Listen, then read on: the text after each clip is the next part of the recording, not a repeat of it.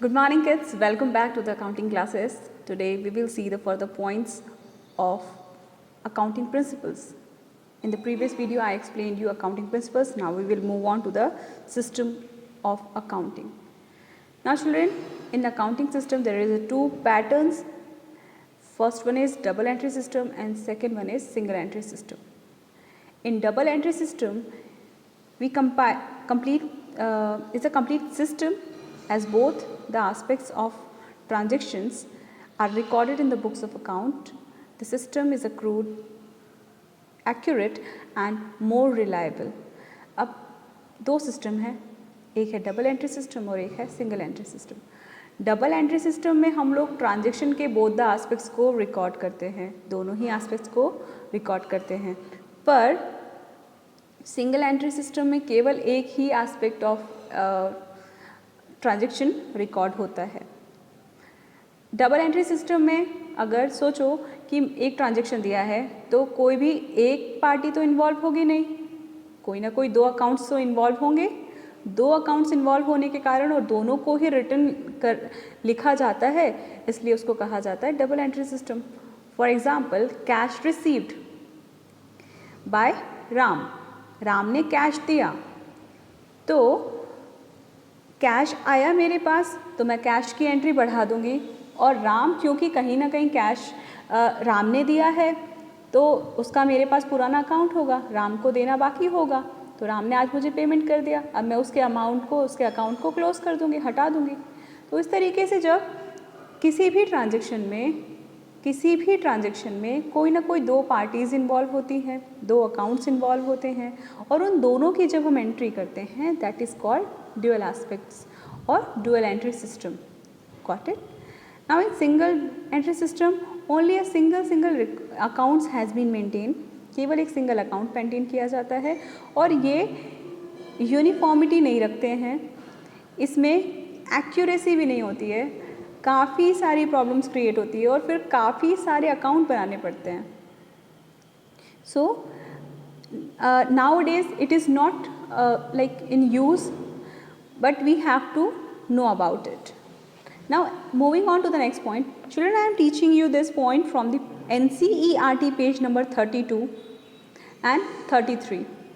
NCERT का page number 32 और 33 है.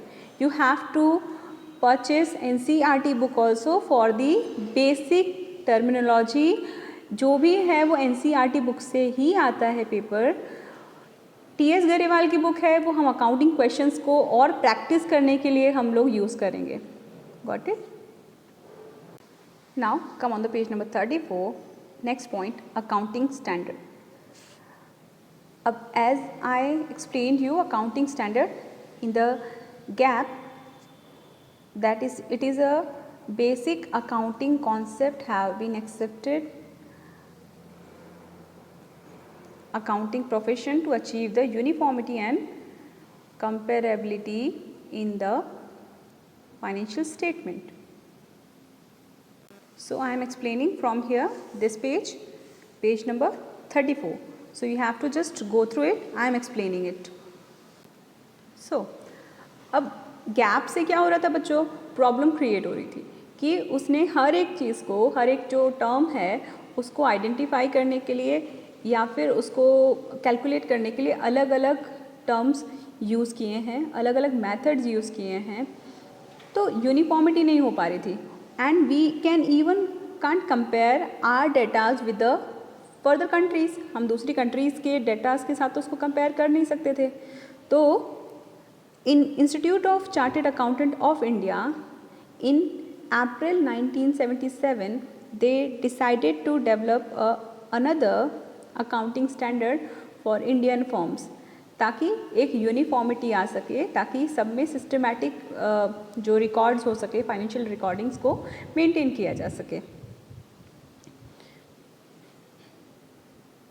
Now your next point is given on the page number 35 of NCERT book, International Financial Reporting Standard.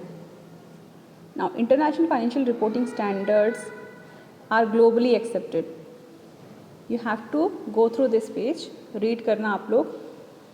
और so it is globally accepted, international जितने भी forms हैं उनके लिए ये बेनिफिशियल है, ताकि it is helpful for preparing the balance sheet and the other financial statements at a international level. So in efforts to narrow down the gap in the presentation of corporation statement, the Ministry of Corporate Affairs, Government India opted the convention.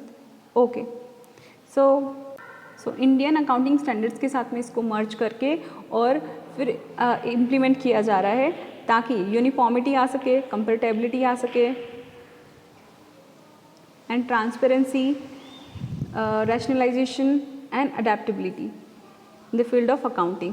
Basically आपको सिर्फ इतना समझना है कि accounting standards एक तरीके से आप जो बिजनेस कंपनीज़ हैं इनको फाइनेंशियल स्टेटमेंट्स प्रिपेयर करने के लिए, कंपैरेबिलिटी के लिए, then for uniformity and transparency.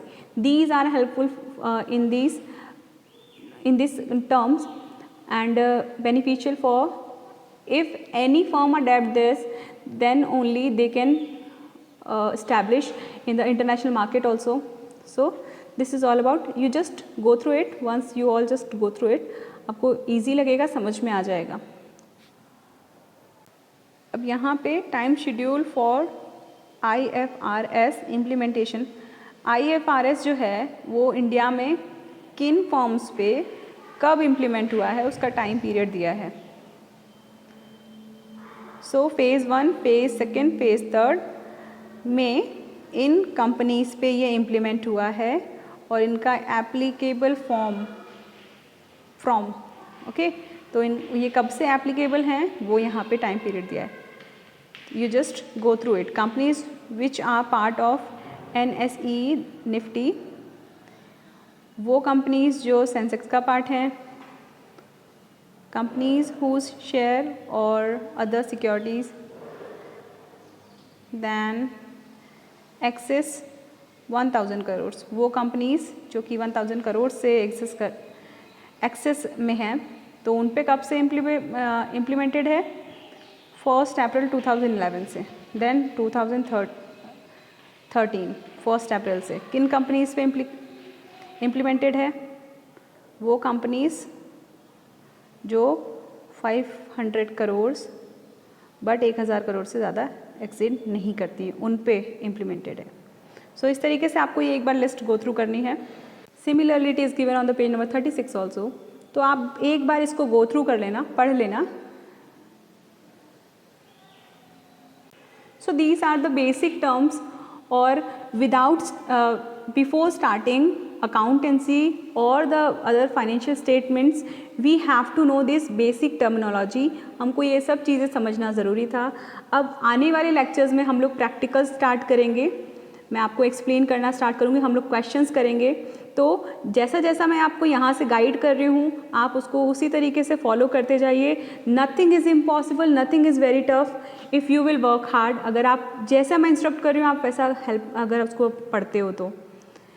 Then with the help of NCERT, with the help of TS Garewal, you are getting all the questions over there. आपको TS Garewal में MCQs, filling the blanks and true and false, these kind of questions you will get over there. So this is very beneficial for you all to just complete the syllabus or that to learn the questions. From here, from the next lecture we will start doing other questions such as practical questions.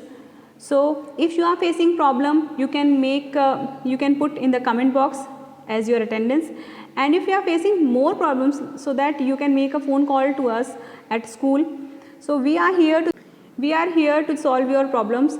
Whatsoever problems you are facing, you can tell us, convey the problems of yours. Till then, take care. Bye bye.